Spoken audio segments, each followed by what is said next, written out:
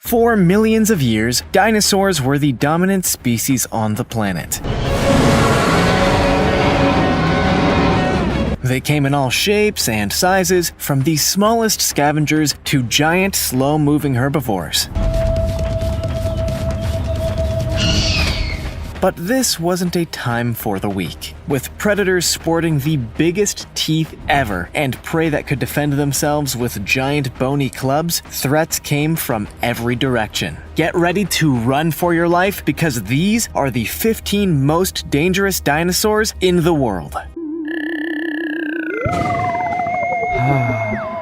Number 15. T-Rex. The Tyrannosaurus rex is probably the most famous species of dinosaur that ever lived. They lived between 68 and 66 million years ago on an island continent called Laramidia,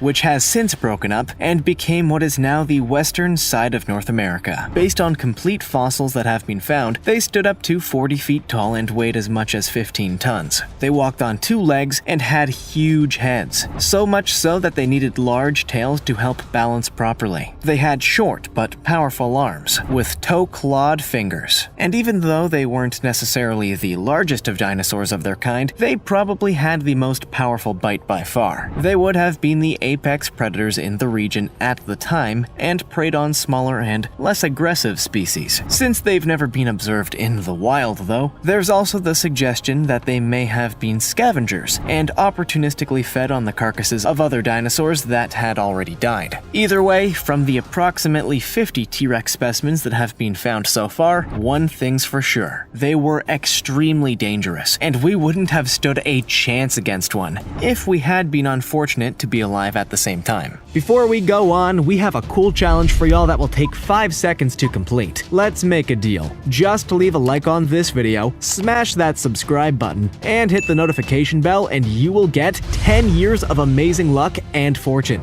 Try it, it actually works. Number 14. Sinosauropteryx. The Sinosauropteryx, which means Chinese reptilian wing, is a species of dinosaur that was first described in 1996 and lived in the region of what is now northeastern China during the Cretaceous period.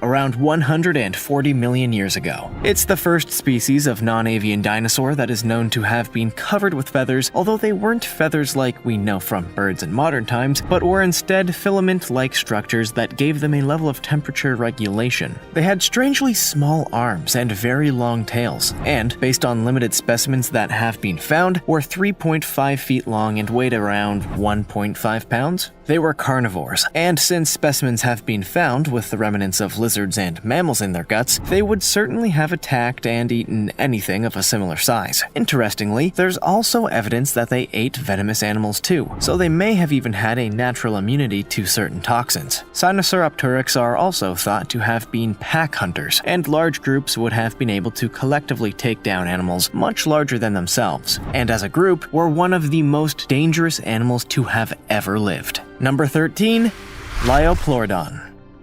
The Liopleurodon was a species of aquatic plesiosaur that swam in the world's oceans during the late Jurassic period around 160 million years ago. They were undoubtedly the apex predators of their time and are thought to have grown to up to 21 feet in length, although there are some indications that individuals could be as much as 4 times this size. They are believed to have usually weighed around 2.5 tons and were essentially twice the size of a great white shark. Researchers first became aware of the species in 1873, when 3 teeth were found, and it was based on these that the name was given, which means smooth-sided teeth. Further discoveries have shown them to have a row of razor-sharp teeth, however, each of which were 3 inches long, and would have meant that these fierce carnivores would have made light work of anything in the ocean. So much so, they wouldn't have thought twice about attacking anything that was bigger, even though they probably, usually, targeted medium-sized fish and crustaceans. Number 12. Ankylosaurus. The chances are that you've heard of an ankylosaurus, as they were the dinosaurs that were covered in armor plating and had a huge club on the end of their tails. They lived during the end of the Cretaceous period between 68 and 66 million years ago, and their remains have been found across North America. Surprisingly, for such a well-known species, a full fossil has never been found. Because of this, everything we know is based upon partial specimens, but researchers are fairly certain that they grew to around 26 feet long and weighed up to 8 tons. As well as the easily identifiable features, they also had huge horns that pointed back from their heads, and another set of horns that pointed downwards beneath them. Their noses faced sideways, and they had a break over their mouths. To have so much armor, Ankylosaurus must have been very strong and muscly, and would have been able to wield their tails with brutal effectiveness. Just one strike with this devastating weapon would have been enough to instantly kill most predators, and, if not, severely injure them. Number 11. Sarcosuchus. The Sarcosuchus, which means flesh crocodile, was an early ancestor of today's crocodiles that lived during the early Cretaceous period around 120 million years ago. It was one of the largest crocodilians to ever walk the planet.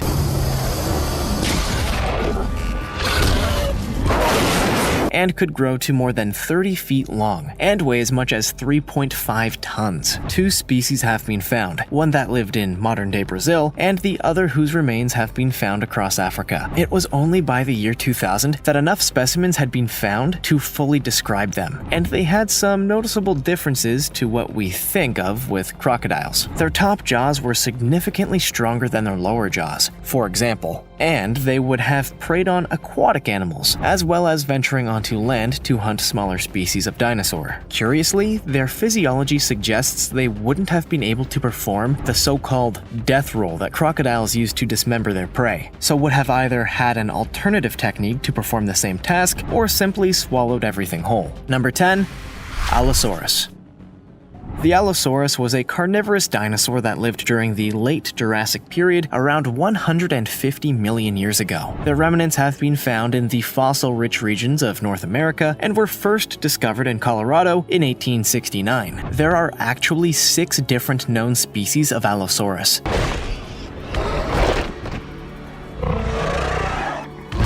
all of which had very unusual vertebrae, which is why the name means different lizard. They walked on 2 legs and were up to 31 feet long in most cases, although some fossil specimens have suggested they could be up to 45 feet long. They most likely weighed several tons and were probably the apex predators of the time, preying on most of the other large dinosaur species. They are known to have hunted Stegosaurus, for example, after an Allosaurus tail vertebrae was found with a puncture wound that's the shape of the spike from a Stegosaurus tail. There have also been some examples of 2 specimens being found very close to each other, which has led researchers to suspect they may have been pack hunters, which would have made them even more deadly. This could instead be a sign that they fought with each other, however. So it's hoped that future discoveries may once and for all solve the question of whether they had a complex social hierarchy or not. Number 9.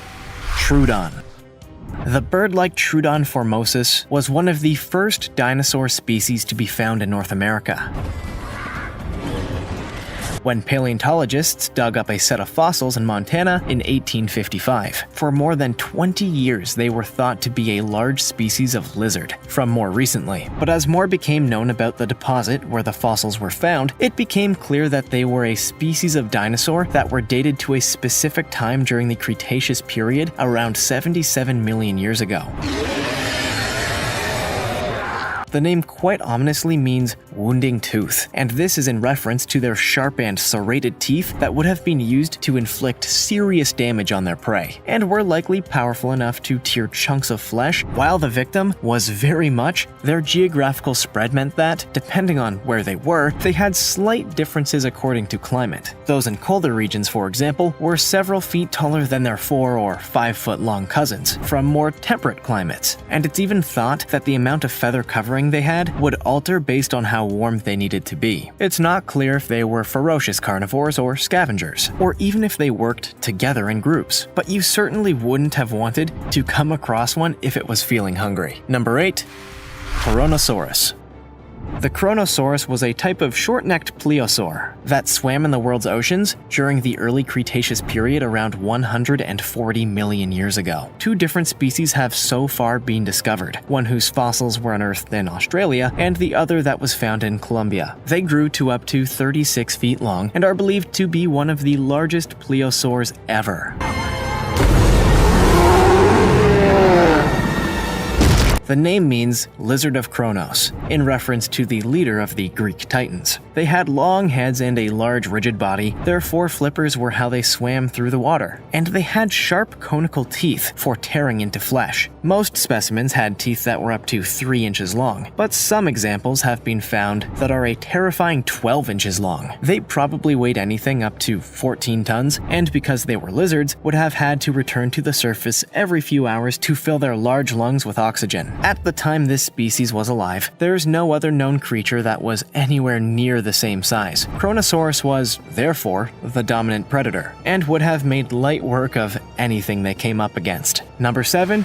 Amphicelias fragilimus. We normally think of the carnivorous dinosaurs as the most dangerous, but spare thought for the herbivores, because with their extreme size and weight, they could certainly put up a good fight. The Amphicelias fragilimus is a great example of this.